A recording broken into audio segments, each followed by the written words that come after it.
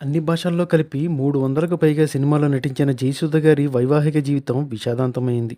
జయసుధ గారి భర్త నితిన్ కపూర్ కొన్ని వ్యక్తిగత కారణాలుగా ఆత్మహత్య చేసుకొని మరణించిన సంగతి అందరికీ తెలిసిందే. అయితే నితిన్ కపూర్ గారు జయసుధ గారికి మొదటి భర్త కాదు.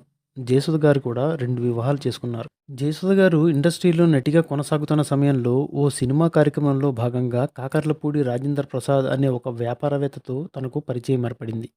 అలా తనతో ఏర్పడిన ఈ పరిచయం ప్రేమగా మారటంతో వీరిద్దరి ప్రేమ విషయాన్ని కుటుంబ సభ్యులకు తెలియజేశారు. వీరిద్దరి ప్రేమ వివాహానికి పెద్దలు అడ్డు చెప్పడంతో చేసేదేమీ లేక రాఘవేంద్రరావు గారి సహకారంతో ఒక గుడిలో వీరిద్దరూ వివాహం చేసుకుని దంపతులయ్యారు. ఈ విషయం తెలిసిన కుటుంబ సభ్యులు చేసేదేమీ లేక సినీ పెద్దల సమక్షంలో మరోసారి ఇద్దరికి వివాహం చేశారు.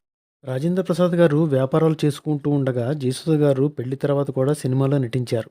అయితే పెళ్లి తర్వాత రాజేంద్ర ప్రసాద్ గారు మానసికంగా టార్చర్ చేయటంతో ఆయన టార్చర్ భరించలేనటువంటి జయసుధ గారు ఆయనకి తెలియకుండా చెన్నైలోని విజయవాహిని స్టూడియోలో కొన్నాళ్ళు తలదాచుకున్నారు. ఈ విధంగా ఆమె స్టూడియోలో కొన్ని రోజులు ఉన్న తర్వాత తన భర్త విషయాన్ని సినీ ప్రముఖులకు చెప్పి వాళ్ళ సహకారంతో విడాకులు తీసుకొని ఆ తర్వాత కొన్నాళ్ళకి నితిన్ కపూర్ గారిని రెండో వివాహం చేసుకున్నారు.